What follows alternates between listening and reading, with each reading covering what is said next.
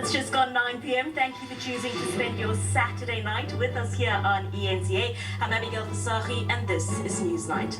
Coming up, SAPS whistleblower Patricia Mashale speaks out on corruption and whether she thinks the Mahlanga Commission can deliver justice. We speak to her shortly. And then, now, the Mahlanga Commission has heard evidence from 5 witnesses so far, including KZN Top Cop Nhlanhla Mkunazi and National Police Commissioner Patricia Mashale. The commission will resume on the 13th of October. It paused because crime intelligence boss Dumisani Kumalo and Commissioner Sesi Baloi were unavailable. I'm joined now by SAPS whistleblower and human rights defender Patricia Mashale, who has herself made allegations about corruption within the justice system. Good evening to you, Patricia. Thank you very much for your time. I think let's start by providing some context and what made you decide to come forward and expose what you've seen within the South African Police Service, despite the huge risks involved in doing so. You know what, when I started to expose corruption in the South African Police Service in 2008, because I started in 2008, it was because simply because I wanted to do the right thing. You know what, we cannot always see wrong things being done, especially by our superiors, and because we are afraid to speak out, then we look the other way. So the reason why I came forward, I told myself that we have also been signed a code of conduct. We also signed the anti-corruption act to say that whenever, as members of the South African Police Service, whenever we see wrongdoing in the workplace, we must report it. And after I was appointed and I signed the code of conduct and I signed that anti-corruption bill, I told myself that I made an oath of office that whenever I see wrongdoing, I'm going to report it, and that's exactly what I did. Yeah. So, Patricia, since 2008, when you took this decision to then report and speak out on some of the things that you've uncovered, some of the things that we'll get into detail regards to shortly, have you had anyone take you seriously? Have you had anyone within the government or police space acknowledge the things that you've been speaking about since 2008? You know what, in 2008, after I reported the wrongdoing, there was an investigation by IPIT. It was formerly known as ICD. They found that all the allegations was true, and recommendations were made. It was the previous SAPS management in Free State.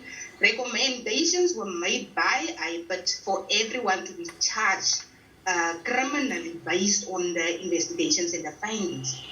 I'm still sitting with that report. That report was swept under the carpet. At the time, the minister was Natin Tetwa, and the National Commissioner was Betty Cele. Natin Tetwa and Betty Cele swept that report under the carpet. I still have that report in my possession. The recommendations of that report was never implemented. It was during the Mdluli era, whereby the same things that are happening now in South Africa, where people are just being appointed without the post being advertised. Remember what happened during the Mdluli era? They appointed friends, families, whoever were loyal to them. And that is exactly what I reported back then. And still today, that report is still there. The recommendations of that report was never implemented. When I made protected disclosures again in 2021 to the former National Commissioner General Ketla Sithole, instead of investigating, General Sithole disclosed my identity to the very people that I implicated in my protected disclosures. And as a result thereof, I was charged departmentally, I was charged criminally, and still today, even with General Mashale is well aware of the protected disclosures that I made. And over time, since 2021 until now, I've also reported new information to General Mashale. But still today, are you able to disclose some of the new information that you've reported and perhaps some of the details in the report that you've previously spoken on and those recommendations? The details of the previous report that I spoke about, it was swept under the carpet by Natim Tetwantele, was about the unlawful appointment of family and friends in crime intelligence, manipulation of statistics, misuse of state resources, abuse of the Secret Service account.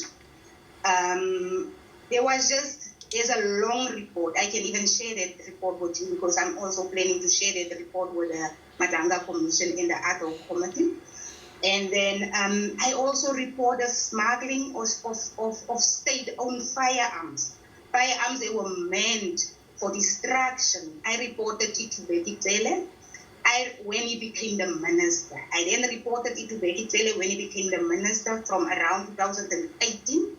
I also reported it to General Sitole.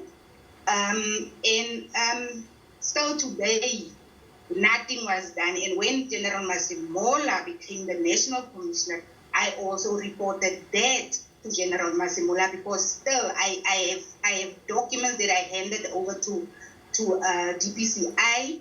I reported to General Libya relating to the smuggling of firearms that was meant for destruction. Have you been called to testify at the Mahlanga Commission, Patricia? Have you been officially called? I'm planning to go and testify at the Mahlanga Commission because everything I've been saying, I have evidence, I have proof. I have evidence that I reported virtually to everyone, including the chairperson of the Portfolio Committee of Police, Mr. Ian Cameron. He also ignored everything that I reported to him. And I'm definitely going. I'm busy with my submissions to the Mahlanga Commission and the ad hoc committee. I'm definitely going to go there and I'm going to expose everything. Are you optimistic that justice, whatever that means, will be served once this commission concludes? You know what? I'm going to give them the benefit of the doubt because you know what has been happened in SAPS over the years. I also even hope that they will deal with the constitutional infringements, human rights infringements that has been happening in SAPS. Besides the capture of SAPS, the human rights infringements whereby members who are trying to blow the whistle are being dismissed by SAPS through a process called Regulation 9, whereby you are being dismissed without being given the opportunity to defend yourself in the trial. You are just invited to a meeting, and in that meeting, you are not being granted the opportunity to defend yourself against the allegations. They just dismiss you. You know what? Hundreds and hundreds and hundreds of members have been dismissed through the process. And I would really also like the Mahlanga Commission and the ad hoc committee to look into the process of Regulation 9, which is a human rights infringement, which is unconstitutional. Patricia, I must commend you for your bravery and your willingness to speak out, but I have to ask, are you not concerned about your safety? We know that very often whistleblowers are not adequately protected in our country. You know what? There was a time when I was really concerned about my safety, where I even considered to stop blowing the whistle. But I told myself my conscience will never allow me to do that. I'm not just doing this for myself. I'm doing it for each and every person out there who doesn't have a voice. I'm doing it for the future of my children because we are sitting folding our arms while the country are being stolen away from us by corruption. And if everyone is going to be afraid for their safety, what is actually going to happen? Are we even going to have a future? Because these people who are implicated in corruption, the day this country are destroyed, they will take their families and they will leave with the money that is stolen from this country. And what is going to happen to us? We hear you, Patricia. I want to thank you for joining us tonight. I really do want to thank you. We've unfortunately run out of time, but I thank you for speaking to us tonight. I appreciate your time. That was SAPS whistleblower and human rights defender, Patricia Mashale. Well, thank you to ENCA and to Abigail Fasahi for giving Patricia a platform to share her story. If I may offer a brief editorial comment. I've always been inspired by Patricia's spirit, her strength, her hope, her deep belief that things can change. I've interviewed her often on my own channel, and every time I come away re-energized to keep supporting whistleblowers. Because despite years of empty promises, despite excuses about why the Protected Disclosures Act has still not been replaced with real protection, Patricia keeps believing. She keeps giving the state the benefit of the doubt and just keeps going. And she's been doing that since 2008. That's 18 years.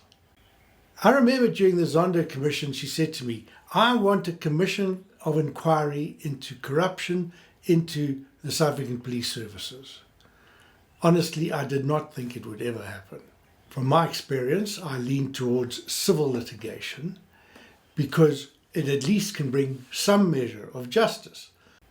But that only works if you've got enough funding to buy good lawyers, if you've got a lot of patience and energy to just keep going because it takes ages, which of course the poor don't have. And yet, here we are. We do have a judicial commission into corruption into SAPS, the Mahlanga Commission.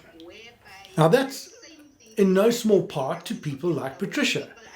Now we must all do our part to make sure this commission isn't derailed by the criminal syndicates whose hands, I fear, are still covering over the hands that control the levers of power. My second point is about Parliament, the other democratic institution that urgently needs pressure. Every political party, whether in the government of national unity or in opposition, must be held accountable. They must fix the Protected Disclosures Act. Whistleblowers should not have to go into hiding or lose their jobs or their lives for doing their civic duty. I honestly believe that the parties who came together to re-elect Cyril Ramaphosa would at least prioritise this reform. I was wrong. I've been bitterly disappointed not just by the ANC but by Rise Mzansi and the Democratic Alliance. Rise Mzansi because before the election, Songezo Zibi promised to introduce a private members bill to fast-track whistleblower protection, and he was going to mount a petition in support of it. We met with him, I voted for him on that promise, and he needs to now explain why it hasn't been kept. About the DA, because more than a year ago I spoke personally to Minister John Steenhuisen about a whistleblower who had come to me for help. The Minister promised the SIU would take up the case. We are still waiting. People say politics is the art of the possible. Well, what has made it impossible for this government of national unity to unite around protecting whistleblowers? Now, my working theory is something I wrote about in the Mail and Guardian over 2 years ago, is that South Africa is still being governed by what I called a thugocratic machine. Its first instinct is always to block any effort to support or incentivize whistleblowing because protecting whistleblowers is bad for their business. They're cleverer than politicians. They know that the most cost-effective way to fight corruption is to protect, support and reward whistleblowing. They don't want that. And everything that has happened or hasn't happened since then tends to confirm my theory. Which brings me to my final point. In January 2024, whistleblowers exposed corruption at the National Lotteries Commission were promised a restorative justice reparations process. Those who had lost jobs, homes, livelihoods were invited to apply for compensation. Now, nearly 23 months later, nothing. Not a cent has been paid. Whistleblowers are still waiting, still suffering, still unable to pay school fees, still borrowing money just to survive, still having to disappoint their children because they just can't perform the role of breadwinner that fathers and mothers should. Why? Because I believe that thugocratic machine does not want whistleblowing to be seen as worthwhile. They fear what might happen if more people start telling the truth. And at risk of sounding conspiratorial, I fear that they have infiltrated the National Lotteries Commission to retard and deter anybody from getting compensation. Now, I hope that Commissioner Jody Scholz, who I believe is a woman of integrity, can give me a better explanation, or at least to tell us who on the board and in the institution is blocking and frustrating her efforts. As a social worker, I hold to a very simple principle. There are no such things as problems, only people with problems. Now, I know that Commissioner Scholz has her problems, and I would hate to be in her position. But she would hate to be in mine and having to deal with the frustrations, the anxieties, the utter sense of hopelessness that people who have done their civic duty experience because of the institutional lethargy and retardation that seems to now prevail. It's actually discriminatory.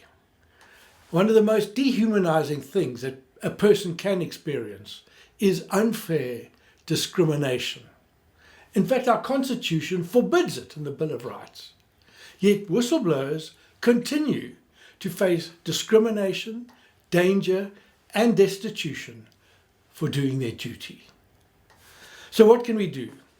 Well, beyond grievance and anger, because it doesn't lead anywhere, and what I found myself having to do a lot of is grieving and tears. I just found no other response other than to somehow weep and to somehow allow the alchemy of tears to begin to rekindle a sense of constructive engagement in dealing with the issues that we face. And that means following Patricia's example. I mean, I go there to try and support her, and I found myself being supported by her because she's got something in her that just has a sort of a resilience that has kept her going, and other people have followed her example, and we can do the same. We can begin to reverse this culture of corruption through two kinds of reflection. Firstly, a more introspective, humble examination of conscience, a personal, contemplative, spiritual check-in that helps us to look at ourselves in the first instance, search our hearts, and allow, through the tears, a deeper compassion to be released. A compassion directed for those who suffer the most from the corruption, those who get no joy from this democratically elected government. The second is what I call an honest examination of consciousness, educating ourselves about what's really happening in our institutions, our media, and our workplaces. Conscience and consciousness together becomes a momentum for real transformational change. Now, I come to this as a Christian and nourished by Scripture, and I found in the words, in a verse from the prophet Micah, very helpful guidance and teaching of how to do this in a sustainable way. In Micah chapter 6, verse 8, he says, "Act justly, love tenderly, and walk humbly with your God." How do we know we're acting justly? By loving tenderly. How do we know we are loving tenderly? By walking humbly with our God. For me, that means working together across all faith and spiritual traditions with others who are striving for that justice. If we do that, things will change. They must.